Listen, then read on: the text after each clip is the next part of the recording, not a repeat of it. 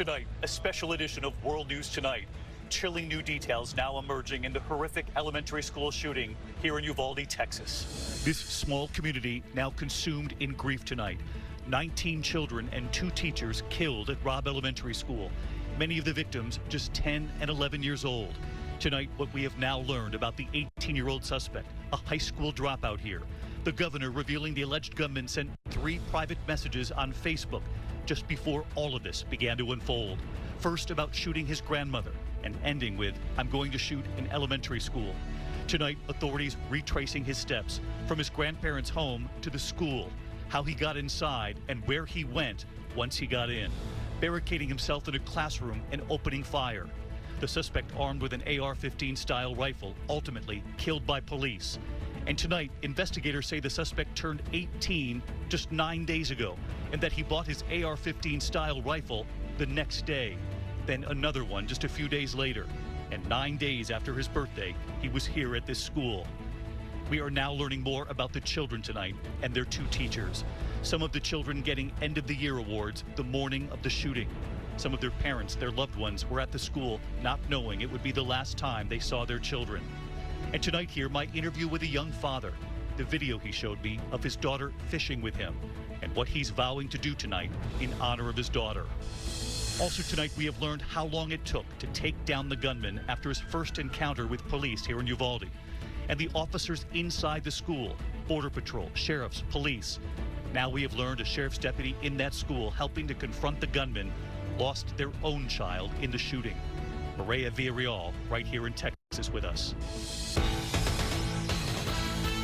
From ABC News, this is a special edition of World News Tonight with David Muir, reporting tonight from Uvalde, Texas.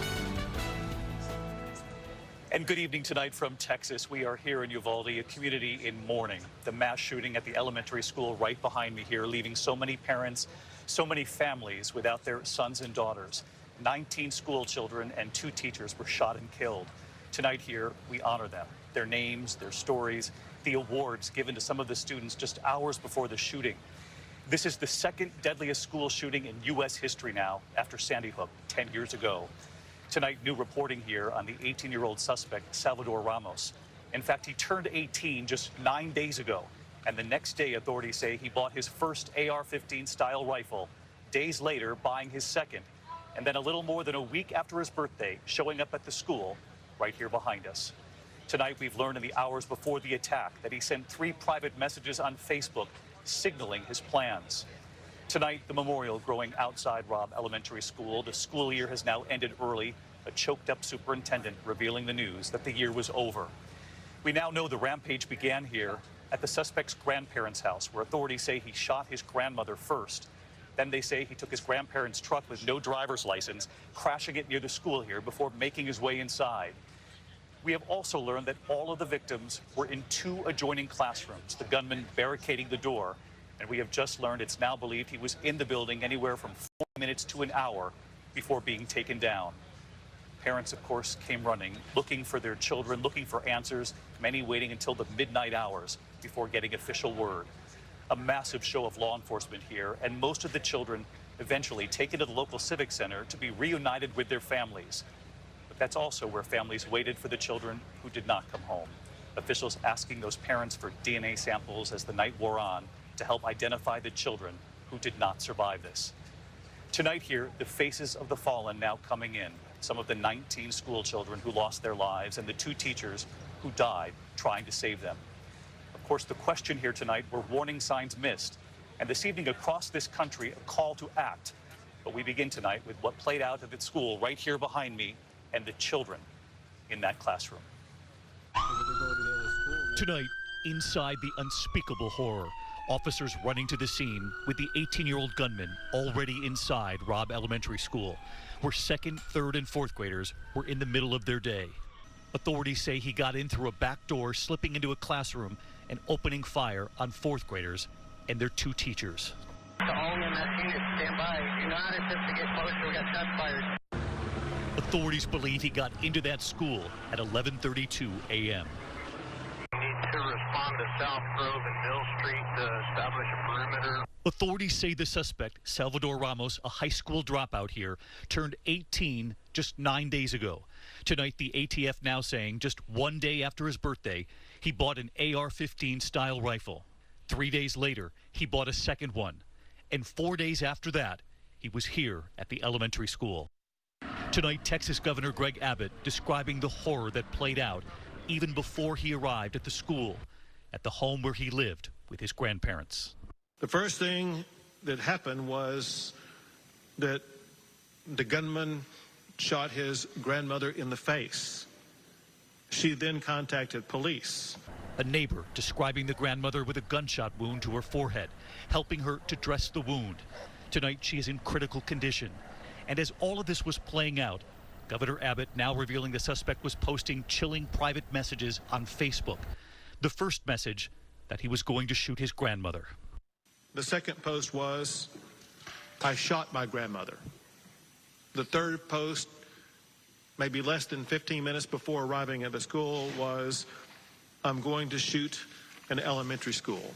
The suspect's grandfather telling ABC News he had no idea his grandson had these weapons and that he had no driver's license, still taking off in their truck. The gunman fled, and as he was fleeing, he had an accident just outside of the elementary school, and he ran into the school. Authorities say on his way in, opening fire with school officers. The suspect wearing tactical gear, getting into the back of the school. The gunman then entered a back door and went down 2 short hallways and then into a classroom on the left-hand side. The gunman entered into that classroom, and the classroom was connected internally to another classroom. Authorities say the gunman then barricading himself inside that 4th grade classroom and began shooting. Border Patrol, police, sheriffs all converging on that classroom. Outside, parents racing to the school amid reports of an active shooter. A firefighter describing the parents and first responders pulling children through windows to get them out. Back in that classroom, Border Patrol killing the gunman. And we learned today that one of those officers, a deputy sheriff, losing a daughter in the shooting. And the children who did get out, unable to erase what they saw, what they heard. 4th grader Jordan Leges. We just hear all kinds of gunshots going off, like nonstop, like constantly gunshots. And then we're over here all scared on the ground, fearing for our lives. The superintendent ending the school year early. My heart was broken today. We're a small community, and we'll need your prayers to get us through this. The school children evacuated, many taken to the Civic Center, some even taken to the funeral home, waiting to be reunited with their parents. And then the families waiting, the grief on their faces as the hours went by, consoling one another, pleading for answers. And please line up right here. And the remarkable moment, Pedro Adame searching for his niece in the crowd of children being led inside, when suddenly they spot one another. Yes, we got it. It's okay. We're right here. We're right here. Okay? It's okay. We're right here, okay? Hey, we're right here, okay? Hey, it's okay. We're right here. For so many others here, the reunions never came. Tonight, these are the young lives stolen here in Uvalde. Amarie Jo Garza had just turned 10. And look at this image, holding an award for the honor roll. That award had just been given to her hours before the shooting. Her family says she tried to call 911 during the shooting. And tonight, her father, Alfred Garza. What would you want people to know about your daughter? She was the best person that I know. Full of life, gone too soon, always smiling, very productive. She was her own self. She was her own person. She was a leader. She didn't try to be like anybody. She wanted to do things the way she wanted to do them. And that's what I admired most about my daughter. She was not a follower, she was a leader. He shows me the video of them fishing together. He now cherishes. Do you know what you're doing? No. Overnight here, Adolfo Cruz, a grandfather waiting for word on his granddaughter, Eliana Cruz Torres. I just took a little time to go to the hospital and see if we could find out anything over there, and nothing. His granddaughter did not survive. There was Xavier James Lopez, who was 10. A family member saying Xavier's mom was at that award ceremony just hours before the shooting.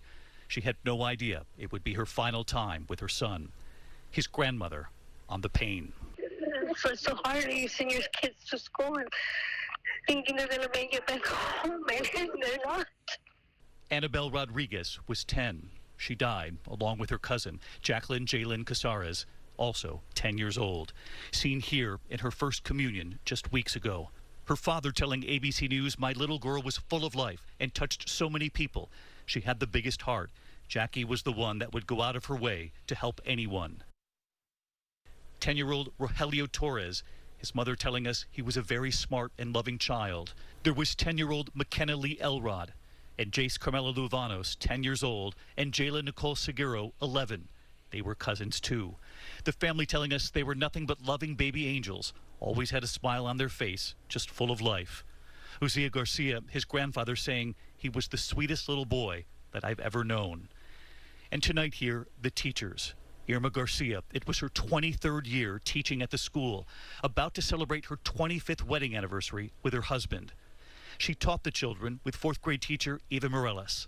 At the school for 17 years, she loved hiking in the outdoors, and her students loved her. Tonight, the growing memorial outside the school here, the flowers on the school sign, the officers just off behind it, and that father who showed me his daughter fishing with him, and his vow tonight to always honor her. We have to honor her and make sure that we do good, and you know, and from this day forward, I want to live my life for my daughter that can't be here to live hers. You know, I want to try to do as much as I can, the best I can, as you know, as positive as I can, and I just would want to do what Amory would make her happy. You know, just live my life how she would want me to live it, and how just to do her proud. You know, do her proud and just live the life that she can't live anymore. You know. That's your purpose now. That's my purpose now. The father determined to honor his daughter. The parents here, the families here that must now somehow find a way forward without their children. This community is a small, proud community, tight-knit, and we have learned tonight that among the law enforcement taking down the suspect inside the school here, a deputy sheriff who lost their own child. ABC's Maria Villarreal right here in Uvalde. Tonight, as the tight-knit town of Uvalde mourns and grieves, we're learning that for many of the responding officers, this was personal. Many had their own children in harm's way. The sheriff's department. One deputy sheriff lost a daughter in that school. And Border Patrol. We had one agent that lost his granddaughter. We had others that lost extended family. Border Patrol Sector Chief Jason Owens telling me more than 80 agents responded to the scene. They put themselves between this crazy person and these innocent children. Whether they were pulling the children to safety from windows, whether they were clearing rooms, whether they were actively engaging that suspect, each and every person played their role, and they did it with all of their heart. Families taken to the local civic center, giving samples of their DNA, waiting for hours for officials to confirm whether or not their child had died. A long and painful process in a small town where there's less than 10 physicians available to deal with this kind of tragedy. All of the patients treated here have been released, so a bit of good news. And the 6 transferred to San Antonio, only 1 is still in critical condition. David? Maria Villarreal right here on the scene with us again tonight. Maria, thank you. We turn now to the investigation tracking Salvador Ramos's final steps, the purchase of those assault-style weapons right after turning 18 just days ago. And tonight here, Matt Gutman interviews the suspect's grandfather, who says the family had no idea he had those weapons.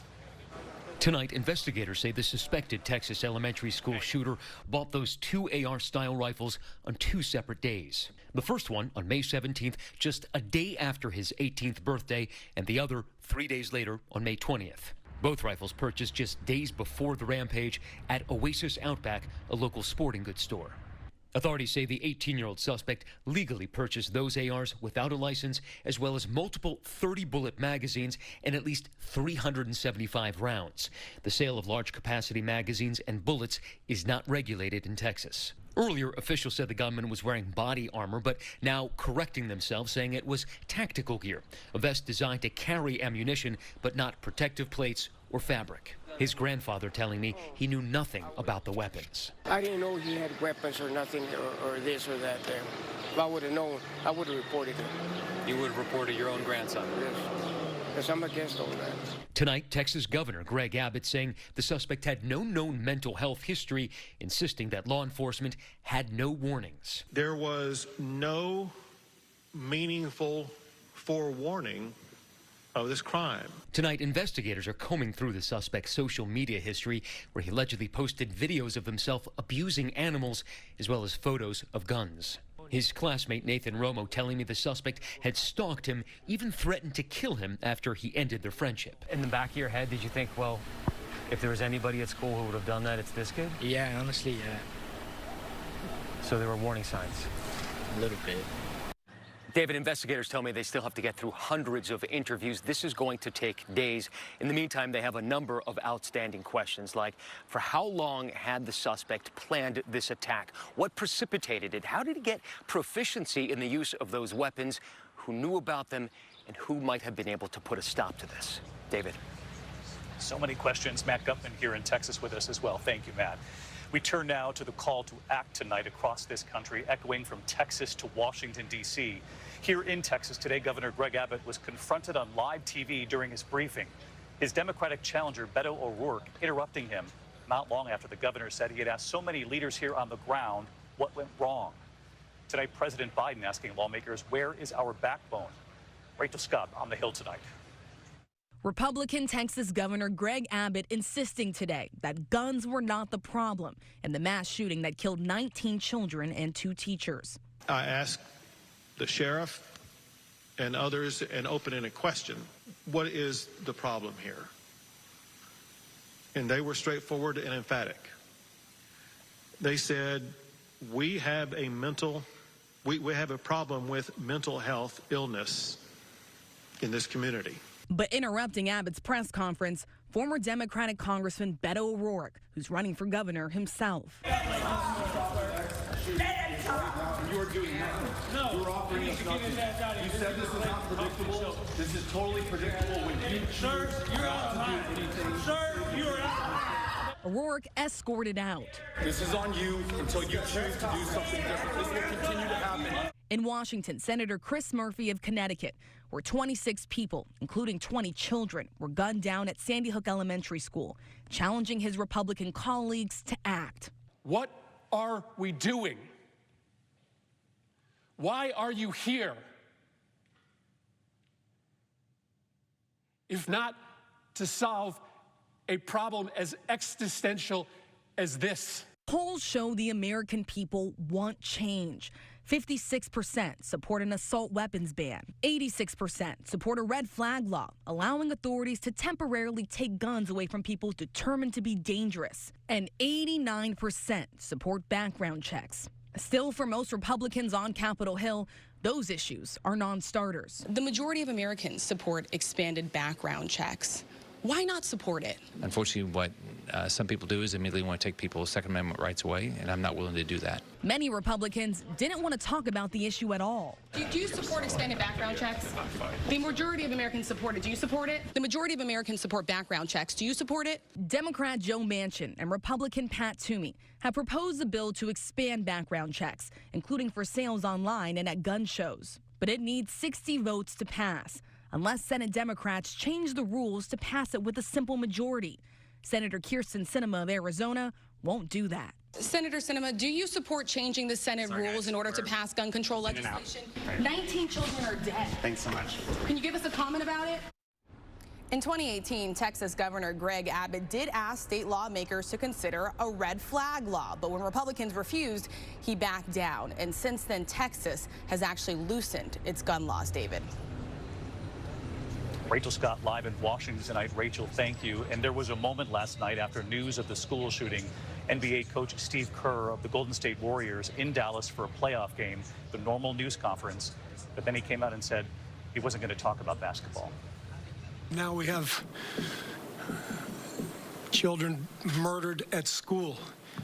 When are we going to do something? And 50 senators in Washington are going to hold us hostage. Do you realize that 90% of Americans, regardless of political party, want background check, universal background check? 90% of us, we are being held hostage by 50 senators in Washington who refuse to even put it to a vote, despite what we, the American people, want. They won't vote on it because they want to hold on to their own power. It's pathetic. I've had enough. Steve Kerr, a longtime gun control advocate, lost his father in a terror attack in the Middle East in 1984. When we come back tonight from Texas, what we are just learning from the White House, President Biden and the First Lady and their plans now to come to Texas.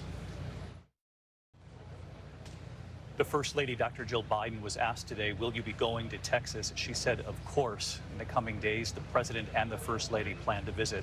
Let's get right to our chief White House correspondent, Cecilia Vega. And Cecilia, you and I were both on the air when they were in Buffalo just a week and a half ago. Yeah, and this is first and forefront at the president's mind. He says he's going to be taking this trip with the First Lady in coming days to meet with families there, David. But today, President Biden is pushing for what he is calling common sense gun reform. He said the Second Amendment is not absolute. He also wants the Senate to confirm his nominee for ATF director. That agency that enforces gun laws in this country and regulates licensing has not had a permanent director in 7 years, David. Cecilia Vega with that breaking headline tonight. Cecilia, thank you. And Cecilia, as you know, the FBI director also had a blunt warning today about protecting America's schools, and we'll have that in a moment. It's believed this attack here in Texas is now reportedly the 27th attack on a K-12 school this year alone. And in the nearly 10 years since Newtown, 270 students, teachers, administrators, and others have been killed at schools. FBI Director Chris Wray today talking about, quote, hardening schools in the U.S., saying the reality is they have become targets. When we come back, a powerful image from this community tonight. Tonight, a final image, one of the young faces lost here, McKenna Lee Elrod, surrounded by flowers outside the school. That memorial growing tonight right over my shoulder here behind us. I'll see you tomorrow. Good night.